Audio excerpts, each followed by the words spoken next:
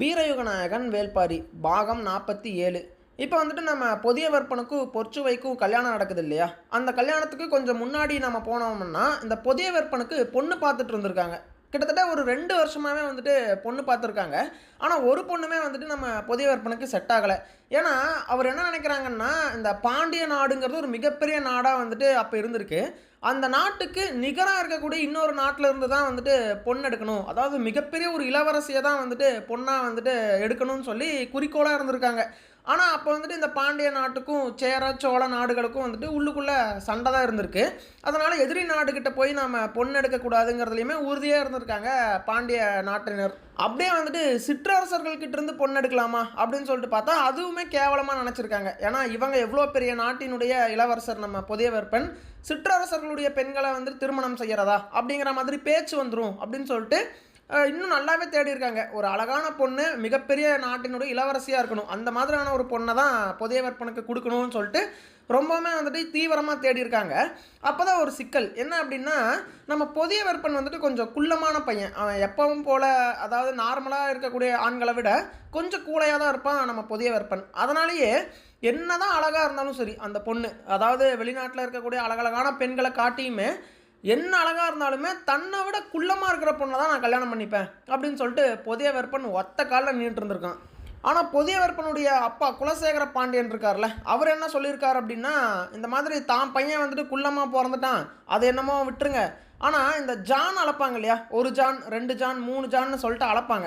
அப்படி அளக்கிறது யாருடைய ஜான் கை வச்சு அளப்பாங்க அப்படின்னு பார்த்தோம்னா, அந்த நாட்டினுடைய அரசரனுடைய கையை தான் வந்துட்டு 1 ஜான்னா இந்த அளவு தான், அந்த கை எந்த அளவு வருதோ அதுதான் 1 ஜான் அளவு அப்படிங்கிற மாதிரி அளப்பாங்களாம். அப்படி இருக்கும்போது நம்ம பாண்டிய மன்னருடைய கை வந்து 1 ஜான் அப்படிங்கிறப்போ ஒரு அளவை குறிக்கும் இல்லையா? ஆனால் நம்ம புதிய விற்பனுடைய கை வந்து கொஞ்சம் குட்டியான கை, ஏன்னா அவனே குள்ளமாக தான் இருப்பான். அப்போ நான் அவனுடைய கைகளுமே குட்டியாக தான் இருக்கும். அப்போ அவன் அளந்தான் அப்படின்னா அந்த ஜானுடைய அளவு வந்துட்டு குறையும். அது வந்துட்டு நாட்டு மக்களுடைய எல்லாருடைய இதையுமே பாதிக்கும். ஏன்னா இப்போ ஒரு நிலம் வாங்குறாங்கன்னா இத்தனை ஜான் அப்படின்னு சொல்லிட்டு வாங்குவாங்க. நம்ம புதிய விற்பன் வந்து அளந்தான்னு வைங்களேன், அத்தனை ஜான் அந்த அளவு வந்து பார்த்தீங்கன்னா சரியாக வராது. ஏன்னா அவனுடைய கைகள் குள்ளமாக இருக்கு இல்லையா? ஸோ இந்த ஒரு ப்ராப்ளம் க்ரியேட் ஆயிரும். இந்த மாதிரி வந்துட்டு இந்த அளவு பிரச்சனை க்ரியேட் ஆகும். அப்படிங்கிறதுனாலேயே நம்ம குலசேகர பாண்டியன் என்ன நினச்சிட்றாருன்னா, புதிய விற்பனை விட உயரமாக இருக்கக்கூடிய ஒரு பொண்ணை வந்துட்டு கல்யாணம் பண்ணி வைக்கணும். அப்படி கல்யாணம் பண்ணி வச்சாதான் அவனுக்கு பிறக்க போகிற குழந்தையாவது கொஞ்சம் உயரமான குழந்தையாக பிறக்கும் அப்படிங்கிற மாதிரி அவருடைய நம்பிக்கை. அதனால் அவர் என்ன சொல்லிடுறாருன்னா, தான் பையனுக்கு வந்துட்டு பொண்ணு பார்த்தா அவனோட உயரமான பொண்ணை தான் பார்க்கணும், இந்த குள்ளமான பொண்ணெல்லாம் வேண்டாம் அப்படிங்கிற மாதிரி அவர் சொல்லிடுறாரு. ஆனால் நம்ம புதிய விற்பன் என்னோட குள்ளமான பொண்ணை தான் நான் கல்யாணம் பண்ணுவேன் அப்படிங்கிற மாதிரி அவனும் ஒத்த காலில் நின்றுட்டுருக்கான். இப்படி இவங்க 2 பேரும் மாறி மாறி பேசுகிறதுனால அந்த பொண்ணு தேடுவாங்கல்ல அவங்களுக்கு வந்துட்டு ஒரே கன்ஃபியூஷன், என்னடா பண்ணுறது, அப்பனும் மகனும் மாற்றி மாற்றி பேசிக்கிட்டே இருக்காங்களே அப்படின்னு சொல்லிட்டு. இந்த சமயத்தில் தான் என்ன ஆகுதுன்னா, அதுவும் இல்லாமல் வேறு பொண்ணுமே கிடைக்கல, எல்லாம் சிற்றரசர்களுடைய மகள்கள் தான் இருக்காங்க. சேரர்கள் அல்லது சோழர்களுடைய பெண்களையும் எடுக்கிறதுக்கு மறுக்கிறாங்க. இந்த சமயத்தில் என்ன பண்ணுறதுன்னு யோசிச்சுட்டு இருக்கும்போது தான் நம்ம சூழ்கடல் முதுவன் இருக்கான்ல, அதாவது வணிகத்திலேயே மிகப்பெரிய நம்பர் 1 பொசிஷனில் இருக்கக்கூடிய நம்ம சூழ்கடல் முதுவனுடைய பொன் பொற்சுவை வந்துட்டு பார்த்திங்கன்னா இப்போ வந்துட்டு மாப்பிள்ளை தேடிட்டு இருக்காங்க அப்படிங்கிற நியூஸ் வந்த உடனே நம்ம பாண்டியர்கள்கிட்ட சொல்கிறாங்க, நம்ம புதிய விற்பன் வந்துட்டு ஒன்றுமே கேட்கல, அவள் என்னோட குள்ளமா இல்லை உயரமா எதுவுமே கேட்கல, நான் அந்த பொண்ணை கல்யாணம் பண்ணிக்கிறேன் அப்படின்னு சொல்லிடுறான். அதே மாதிரி நம்ம குலசேகர பாண்டியனும் அந்த பொண்ணு உயரமானு கேட்டால் ஆமாம், நம்ம புதிய விற்பனை விட அந்த பொண்ணு வந்து கொஞ்சம் உயரமாக தான் இருக்குன்னு ஒன்று நம்ம குலசேகர பாண்டியனுக்கும் அது வந்து ரொம்ப பிடிச்சி போயிடுது. நம்ம புதிய விற்பன் எதனால் ஒத்துக்கிட்டான் அப்படின்னு பார்த்தீங்கன்னா, இந்த பாண்டிய நாடு வணிகத்தினால தான் வந்துட்டு நல்லா பெருசாக வளர்ந்துக்கிட்டு இருக்கு. இதுக்கு முன்னாடி நம்ம சேர நாடு வந்துட்டு நம்பர் 1 வணிகத்தில் அப்படிங்கிற மாதிரி பேர் வாங்கியிருக்கு. அப்போ நம்ம நாடும் டெவலப் ஆகணும்னா வணிகத்தில் நல்லா நாம் வந்து டெவலப் ஆனால் மட்டும்தான் நம்ம நாடு நம்பர் 1க்கு போகும் அப்படின்னு சொல்லிட்டு நம்ம புதிய விற்பன் இருந்துட்டு அந்த பொண்ணு குள்ளமோ இல்லை உயரமோ அதெல்லாம் எனக்கு பிரச்சனையே கிடையாது, நம்ம நாடு தான் எனக்கு முக்கியம் அப்படிங்கிற மாதிரி, ஒருவேளை நான் இந்த பொண்ணை கல்யாணம் பண்ணிக்கிட்டா நாடு நம்பர் 1க்கு வந்துடும் வணிகத்தில் அப்படிங்கிற மாதிரி, சரி நான் கல்யாணம் பண்ணிக்கிறேன்னு சொல்லிடுறான். அதுக்கப்புறம் தான் பொற்சுவையவே வந்து பார்த்தீங்கன்னா முடிவு பண்ணியிருக்காங்க. அப்போ தான் வந்துட்டு நம்ம சூழ்கடல் முதுவன் வந்து முதல் முறையாக சரி பாண்டிய நாட்டை பார்த்துட்டு போகலாம் அப்படின்னு சொல்லிட்டு வராரு. அப்படி வர்றப்ப தான் வந்துட்டு நம்ம குலசேகர பாண்டியன் அதுக்கப்புறம் அந்த பாண்டிய நாட்டில் இருக்கக்கூடிய முக்கியமான மந்திரிகளை எல்லாம் கூப்பிட்டு வச்சு நம்ம அரசர் கேட்குறாரு, இந்த மாதிரி யவன நாட்டினுடைய மிகப்பெரிய வணிகனான சூழ்கடல் முதுவன் வந்துட்டு நமக்காக நம்ம பையனை பார்க்கறதுக்காக வரப்போகிறாரு, அவரை அசர வைக்கிற மாதிரி ஒரு பரிசு பொருள் சொல்லுங்கள் அப்படின்னு சொல்லிட்டு கேட்க எல்லாரும் ஒவ்வொன்றும் சொல்கிறாங்க. நம்ம பாண்டிய நாட்டில் இது ஃபேமஸ் அது ஃபேமஸ், அதை கொடுக்கலாம் இதை கொடுக்கலாம் அப்படி இப்படிங்கிற மாதிரி சொல்ல இதெல்லாம் 1% கூட சாட்டிஸ்ஃபை பண்ணல. ஏன்னா, அந்த யவன நாட்டினுடைய வணிகன் அப்படின்னா எப்பேர்ப்பட்ட உலகத்தையே சுத்திட்டு வந்திருப்பாரு. எல்லா இடத்துக்கும் போயிட்டு வந்திருப்பாரு. எத்தனை பொருட்கள அவர் பார்த்திருப்பாரு. எத்தனை விஷயங்கள தெரிஞ்சிருப்பாரு. அவர சர்ப்ரைஸ் பண்ற அளவுக்கு, அவர் இதுவரைக்கும் பார்த்துராத மாதிரியான ஒரு பரிசு பொருளா நம்ம கொடுக்கணும், அப்படிங்கிற மாதிரி கேட்க யாருக்குமே பெருசா ஐடியாவே வரல. எதுவுமே வந்துட்டு பார்த்தீங்கன்னா, யாருக்கும் ஒண்ணும் தோண மாட்டேங்குது. அப்பதான் நம்ம கருங்கை வாணன் சொல்றான். யாருன்னு தெரியும்ல கருங்கை வாணன். அந்த பாண்டிய நாட்டினுடைய தளபதி. அவன் வந்துட்டு உடனே சொல்றான் என்ன அப்படின்னா, இந்த மாதிரி நம்ம சூழ்கடல் முதுவன் இருக்கார்ல, அவர் வந்துட்டு ஒரு கப்பல் ஒண்ணு புதுசா ஒண்ணு தயாரிச்சிருக்காரு. ஒரு மிகப்பெரிய கப்பல். அந்த கப்பலினுடைய பெயர் வந்துட்டு பார்த்தீங்கன்னா, கடற்கோதை அப்படிங்கிறது அந்த கப்பலோட பெயராம். அந்த கப்பல் வந்துட்டு பயங்கர பெருசா இருக்குமா. அந்த கப்பல்ல தான் எப்பவுமே நம்ம சூழ்கடல் முதன் வந்துட்டு டிராவல் பண்ணிட்டுருக்காரு. அப்படி டிராவல் பண்ணும்போது அவருக்கு இருக்கக்கூடிய ஆசை என்னன்னா, அந்த கப்பல் வந்து ரொம்ப பெருசா இருக்கிறதுனால, அந்த அடிமைகளால வந்துட்டு பார்த்தீங்கன்னா, தொடர்ந்து அந்த கப்பலை செலுத்தி ஓட்டிக்கிட்டே போக முடியலையாம். அதாவது இந்த பக்கம் ஒரு 100 பேர் சுற்றுவாங்க, அந்த பக்கம் ஒரு 100 பேர் சுற்றணும். அப்படி சுத்த சுத்த தான் அந்த கப்பல் வந்து பார்த்தீங்கன்னா போய்க்கிட்டே இருக்கும். இப்போ தான் இன்ஜின்லாம் வந்துருச்சு. ஆனால் அப்போல்லாம் வந்துட்டு மேனுவலாக நாம தான் சுற்றிக்கிட்டே இருக்கணும். அப்படி சுற்றுறதுக்கு வந்து பார்த்தீங்கன்னா, அந்த அடிமைகள் வந்துட்டு நிறையா பேர் தேவைப்படுறாங்களாம். அந்த அடிமைகள் வந்துட்டு சீக்கிரமாக ஓஞ்சியுமே போயிடுறாங்களாம். அந்தளவுக்கு அந்த பெரிய கப்பல். அந்த கப்பலை வந்துட்டு அடிக்கடி நிப்பாட்டி அடிமைகளை மாற்றிக்கிட்டே இருக்க வேண்டிய ஒரு சூழ்நிலை வருது. அது வந்து நம்ம சூழ்கடல் முதுவனுக்கு சுத்தமாகவே பிடிக்கல. ஏன்னா கொஞ்சம் தூரம் கப்பல் போகுது, அதுக்கப்புறம் நின்றுடுறானுங்க. நின்றுட்டு அடிமைகள் இவங்கெல்லாம் போயிட்டு வேற ஒருத்தங்களை வராங்க. அப்புறம் இன்னும் கொஞ்சம் தூரம் தான் போகிறாங்களோ அதுக்குள்ளே இவங்க ஓஞ்சிடுறாங்க. இந்த மாதிரி இப்படி நிறுத்தி போகிறது நம்ம சூழ்கடல் முதுவனுக்கு பிடிக்கல. அவருக்கு என்ன ஆசை அப்படின்னா, நல்ல திடமான ஆம்பளைங்களாக வந்துட்டு இந்த பணிக்கு போடணும். அந்த அடிமைகளை பிடிச்சி போட்டோம்னா அவங்க சுற்றிக்கிட்டே இருந்தாங்கன்னா ரொம்ப தூரம் வரைக்கும் ட்ராவல் பண்ணி போய்கிட்டே இருக்கலாம், அப்படிங்கிற மாதிரி ஒரு ஆசை தான் நம்ம சூழ்கடல் முதுவனுக்கு இருக்குது. அதனால் நம்ம கருங்கை வாணன் இப்போ என்ன சொல்கிறாருன்னா, அந்த மாதிரி ஒரு ஆம்பளைங்களை நம்ம அடிமைகளாக சூழ்கடல் முதுவனுக்கு கொடுத்தோம் அப்படின்னா அது எப்பேற்பட்ட விஷயமா அவர் பார்ப்பாரு அப்படிங்கிற மாதிரி கேட்க, அங்கே இருக்கக்கூடிய மன்னர் வந்துட்டு ஆச்சரியப்படுறாரு. எப்பா கருங்கை வாணன், உனக்கு இவ்வளோ மூளையாப்பா அப்படிங்கிற மாதிரி சொல்ல, ஏன் அந்த மாதிரி ஆட்கள் இன்னும் அவருக்கு கிடைக்கலையா அப்படின்னு சொல்லிட்டு கேட்குறாரு. அதாவது இருக்காங்க யவன நாட்டினர்கிட்ட அந்த மாதிரியான அடிமைகளை கேட்டு வச்சிருக்காரு நம்ம சூழ்கடல் முதுவன். ஆனால் அந்த யவன நாட்டினர் வந்து கொடுக்குறான்னு தான் சொல்லியிருக்காங்களே தவிர இன்னும் கொடுத்த பாடு இல்லை. அதுக்கு அவங்க கொடுக்கறதுக்கு முன்னாடி நாம் ரெடி பண்ணி கொடுத்துட்டோம்னா எப்பேற்பட்ட விஷயமா அது இருக்கும் அப்படிங்கிற மாதிரி நம்ம கருங்கை வாணன் சொல்ல, உடனே நம்ம மன்னருக்கு வந்து பயங்கரமான ஒரு இன்பம். ஆஹா, இப்படி ஒரு யோசனையை சொல்லிட்டேப்பா அப்படின்னு சொல்லிட்டு அங்கே இருக்கக்கூடிய மற்றவங்களுமே வர வர கருங்கை வாணனுக்கு மூளை அதிகமாக இருக்குது, நிறைய விஷயங்கள் பேசுகிறான், மூளையெல்லாம் நல்லா யூஸ் பண்ணுறானே அப்படிங்கிற மாதிரி அங்கே இருக்கக்கூடிய பேச்சு போயிட்டுருக்கு. அந்த சமயத்தில் தான் நம்ம அரசர் கேட்குறாரு, சரி அப்படிப்பட்ட ஆம்பளைங்க யாராவது இருக்காங்களா? அதாவது கிட்டத்தட்ட அவ்வளோ பெரிய கப்பல் கடற்கோதையை அப்படியே நிறுத்தாமல் ஓட்டிக்கிட்டே போயிட்டுருக்கிற அளவுக்கு அந்த பலம் கொண்ட ஆண்கள் இந்த உலகத்தில் இருக்காங்களாப்பா அப்படின்னு சொல்லி கேட்க, இருக்காங்க, அவங்க தான் திரையர்கள் அப்படின்னு சொல்கிறாரு நம்ம கருங்கை வாணன். உடனே அங்கே இருக்கிறவங்களுக்கெல்லாம் பயங்கர ஷாக்கு. என்னது திரையர்களா? திரையர்களுக்கும் நம்ம நாட்டுக்கும் சம்மந்தமே இல்லை. அவங்க எங்கேயோ ஒரு பக்கத்தில் ஒரு மலை மேலே உச்சியில் வந்துட்டு குடில் அமைச்சு அவங்க பாட்டுக்கு நிம்மதியாக வாழ்ந்துக்கிட்டு இருக்காங்க. அவங்கள போயிட்டு தொந்தரவு பண்ணணுமா? அதுவும் இல்லாமல் இப்போ ரீசண்டாக தான் சோழ தேசத்தினர் வந்துட்டு படையெடுத்து போயிருக்கானுங்க போல். யார்? திரையர்கள் மேலே. அப்பேற்பட்ட சோழ தேசமே வந்துட்டு அந்த திரையர்கள்கிட்ட தோற்று போயிட்டு தான் வந்துச்சு. ஆனால் என்ன ஒரு பாதி பேரை அழிச்சிட்டாங்க, இருந்தாலும் தோல்வி தான் தழுவிட்டு வந்தாங்க. அப்பேற்பட்ட பலசாலிகள் கூட்டம் தான் அந்த திரையர்கள். அவங்கள போய் நாம் அதுவும் இங்கிருந்து படையெடுத்துட்டு போய் அவங்கள ஜெயிச்சு அவங்கள கைது பண்ணி கூப்பிட்டு வர்றதெல்லாம் நடக்கிற காரியமா அப்படிங்கிற மாதிரி அங்கே இருக்கிறவங்கெல்லாம் பேச, ஒரு சிலருக்கு மட்டும் நம்ம கருங்கை வாணனுடைய யுக்தி பிடிச்சிருக்கு. என்ன அப்படின்னா, கருங்கை வாணன் வந்துட்டு மற்றவங்க மாதிரி கிடையாது. அவன் மிகப்பெரிய போர் தளபதி. அவனுடைய உயிரே போர் தான், மூச்சே போர் தான். அப்படி இருக்கும்போது அவன் ஒரு யோசனை சொல்கிறான், இந்த மாதிரி திரையர்களை பிடிச்சிடலான்னு சொல்கிறான். அப்படிங்கிறப்போ கொஞ்சமாவது நம்பிக்கை இருக்கிறவங்க வந்துட்டு பார்த்தீங்கன்னா கருங்கை வாணனுக்கு சப்போர்ட் பண்ணியுமே பேசுகிறாங்க. இது கரெக்டானதாக இருக்கும், அவங்கள பிடிச்சி கொண்டு வந்துடலாம் அப்படிங்கிற மாதிரி சப்போர்ட் பண்ணி தான் பேசுகிறாங்க. ஸோ இப்போ தான் நம்ம கருங்கை வாணன் சொல்கிறான், ஒரு மழை காலமாக பார்த்து மழை நல்லா பெய்கிற நேரத்தில் வந்துட்டு அந்த திரையர்கள் பெருசாக வெளியவே வரமாட்டாங்க அவங்க குடில விட்டு.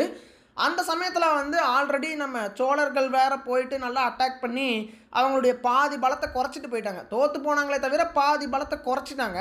இந்த சமயத்தில் நாம் உள்ளே பூந்துடலாம், மொத்த படையோடு உள்ளே பூந்துடலாம். அதுவும் மழை வர்ற நேரமாக பார்த்து அவங்கள வீட்டுக்குள்ளே வச்சு பிடிச்சிடலாம். அதாவது போர் அப்படின்னா தான் அவங்க படையை திரட்டிட்டு வருவாங்க, நாம் சண்டை போட வேண்டியது வரும், உயிர் எல்லாம் போகும். ஆனால் இப்படி அவங்க வீட்டுக்குள்ளே இருக்கும்போதே போயிட்டு அப்படியே அவங்கள மூச்சு அடக்க பிடிச்சிட்டு வந்துட்டோம்னா பிரச்சனையே தீந்துடும் அப்படின்னு சொல்லிட்டு ஐடியா சொல்ல, சரி அப்படியே பண்ணுங்க அப்படிங்கிற மாதிரி நம்ம மன்னரும் சொல்லிடுறாரு. அப்போ தான் யானைப்படை தளபதி ஒருத்தர் இருக்கான், திதியன் அப்படின்னு சொல்லிட்டு. அந்த திதியனுடைய ஹெல்ப் மூலமாக யானைகளை எல்லாம் கூப்பிட்டுட்டு நம்ம திரையர்களை பிடிக்கிறதுக்காக கருங்கை வாணன் கிளம்புறாருங்க. அப்படி கிளம்புன உடனே வந்துட்டு அந்த திரையர்கள் இருக்கக்கூடிய அந்த பகுதிக்கு போயிட்டாங்க.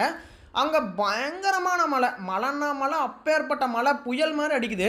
அந்த சமயத்தில் பெருசாக திரையர்கள் எல்லாம் வெளியே வரமாட்டாங்க இல்லையா, மழை அடிக்கிறது அப்படிங்கிற காரணத்தினால அந்த காலம் முழுவதுமே அவங்க அந்த கிராமத்துக்குள்ளேயே தான் இருப்பாங்க. இப்போ பயங்கரமாக மழை பெஞ்சிட்டு இருந்ததுனால அவங்க வீட்டுக்குள்ளே எல்லோரும் இருக்காங்க திரையர்கள். ஒரே ஒரு கிழமை மட்டும் எந்திரிச்சு வெளியே வந்து பார்த்தா ஒரு யானை வந்து பார்த்தீங்கன்னா போயிட்டுருக்கு. அந்த யானைக்கு பின்னாடி ஏகப்பட்ட யானைகள் வந்து பார்த்தீங்கன்னா வந்துக்கிட்டு இருக்கு. அந்த கிழவனுக்கு ஒன்றுமே புரியல. திடீர்னு என்னடா மழை காலத்தில் இவ்வளோ யானைகள் வருதுன்னு பார்த்தா அந்த யானைகளுக்கு மேலே வந்துட்டு பார்த்தோன்னா ஆட்கள் உட்காந்துக்கிட்டு இருக்காங்க. யானை படை வந்து பார்த்தோன்னா அவங்க கிராமத்தை நோக்கி வந்துக்கிட்டு இருக்கு. இதை பார்த்த உடனே பயங்கரமான ஷாக்கு அந்த கிழவனுக்கு.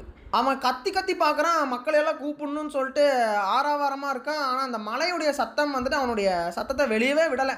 ஏன்னா அப்படி மழை பெஞ்சிட்ருக்கு. நாம் பேசினா கூட கத்தி பேசணும், காதுகிட்ட போய் கத்தி பேசினா தான் கேட்கும். அந்த ரேஞ்சுக்கு வந்து பார்த்தோன்னா மழை பெஞ்சிக்கிட்டு இருக்கு. அந்த சமயத்தில் நடுன்னு அந்த யானைப்படை வந்துட்டு அவங்களுடைய கிராமத்தை நோக்கி வருது.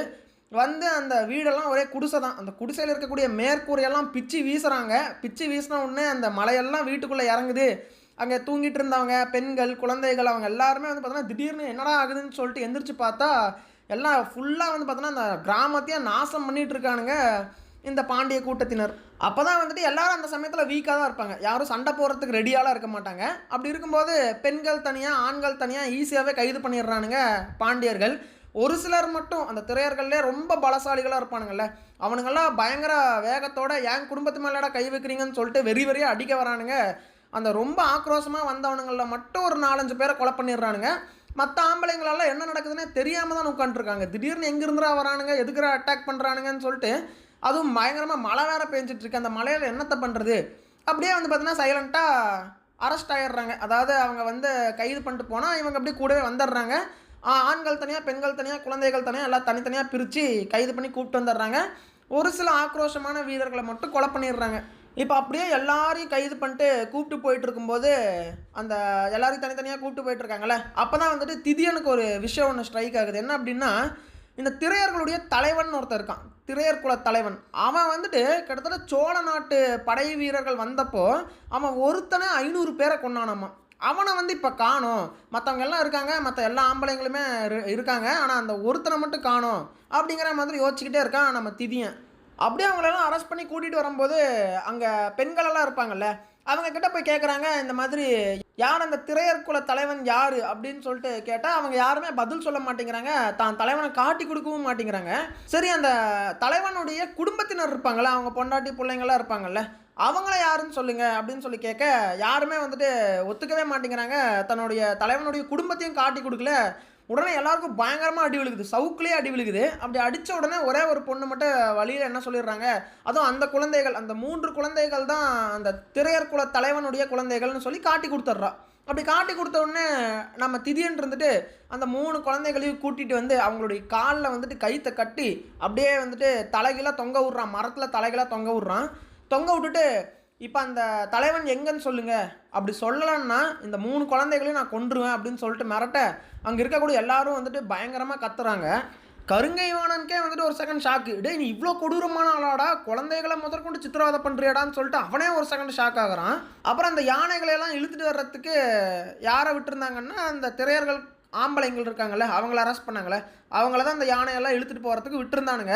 அவனுங்களும் அந்த யானையெல்லாம் கையில் பிடிச்சிக்கிட்டு என்ன பண்ணுறதுனே தெரியல, போனால் கொன்றுவானுங்க, என்ன பண்ணுறதுன்னு தெரியாமல் திருத்துருன்னு முழிச்சிட்ருக்காங்க. அந்த பெண்களெல்லாம் பயங்கரமாக கத்தி கத்தி அழுதுகிட்டு இருக்காங்க, அந்த குழந்தைங்களுக்கு ஏதாவது ஆகிடுமோ அப்படின்னு சொல்லிட்டு. அந்த சமயத்தில் ஒரு வீரர்களை ஒரு 4-5 பேரை கூப்பிட்டு அந்த அம்பை வந்து வில்லம்பை எடுத்து அந்த குழந்தைகளுக்கு நேராக வந்து பார்த்தீங்கன்னா குறி வைக்க சொல்கிறான். அவங்களும் குறி வச்சு ரெடியாக நின்றுருக்காங்க. இப்போ நீங்கள் சொல்லலைன்னா இந்த 3 குழந்தைகளுடைய உயிரும் போயிடும் அப்படிங்கிற மாதிரி சொல்ல அவங்க யாருமே வந்து பார்த்தோன்னா சொல்லவே மாட்டேங்கிறாங்க, கத்தி கத்தி அழுகிறாங்களே தவிர சொல்லலை. உடனே அந்த வீரர்களெல்லாம் போக சொல்லிட்டு ஒரே ஒருத்தனை மட்டும் கூப்பிட்டு, தம்பி நீ வந்து ஸ்ட்ரைட்டாக வந்து அந்த குழந்தைக்கு நேராக குறிவை அப்படின்னு சொல்ல அவனும் குறி வைக்கிறான். உடனே அந்த குழந்தைக்கு வேண்டாம், மேலே அந்த கயிற்றை கட்டி தொங்க விட்டுருக்கோம்ல, அந்த கயிற்றுக்கு வந்து குறிவை அப்படின்னு சொல்கிறான். அதே மாதிரி அந்த வீரனும் கயிற்றுக்கு குறி வைக்க கடைசியாக ஒரு டைம் கேட்குறேன், நீங்கள் இப்போ அந்த தலைவன் எங்கன்னு சொல்லலைன்னா அந்த கயித்தை நாங்கள் கட் பண்ணி விட்டுருவோம், அந்த 3 குழந்தைகளும் கீழே விழுந்து மண்டை சதறி செத்து போகும் அப்படிங்கிற மாதிரி நம்ம திதியன் சொல்ல, அவங்களுக்கு வேறு வழியே இல்லாமல் அழுதுகிட்டே இருக்காங்க. ஏன்னா தலைவனையும் காணும். சரி இப்போ விட்றா அம்ப அப்படிங்கிற மாதிரி சொல்ல, திடீர்னு ஒரு சத்தம். என்ன சத்தம் அப்படின்னு சொல்லிட்டு எல்லாரும் திரும்பி பார்க்குறாங்க. அந்த அழுதுட்டு இருக்கக்கூடிய அந்த பெண்களுடைய கண்கள்லேருந்து கண்ணீர் இப்போ நின்றுச்சு. அவங்க அழுகவும் இல்லை, சத்தத்தையும் நிப்பாட்டிட்டாங்க. அந்த ஆண்களெல்லாம் யானை இழுத்துட்டு போனாங்கல்ல, அவங்களும் ஒரு செகண்ட் அந்த சத்தம் வந்த இடத்த பாட்டு திரும்பி பார்க்குறாங்க. நம்ம கருங்கை வாணன், திதியன் அவங்க எல்லாருமே வந்துட்டு என்னடா திடீர்னு ஏதோ சத்தம் வருது அப்படின்னு சொல்லிட்டு திரும்பி பார்க்குறாங்க. இப்போ எல்லாரும் ஒரே இடத்த தான் பார்த்துக்கிட்டு இருக்காங்க. அது ஒரு புதர். அந்த புதர்லேருந்து ஒருத்தன் வெளியே வரான். அவன் தான் திரையர் குல தலைவன் நம்ம காளம்பன்.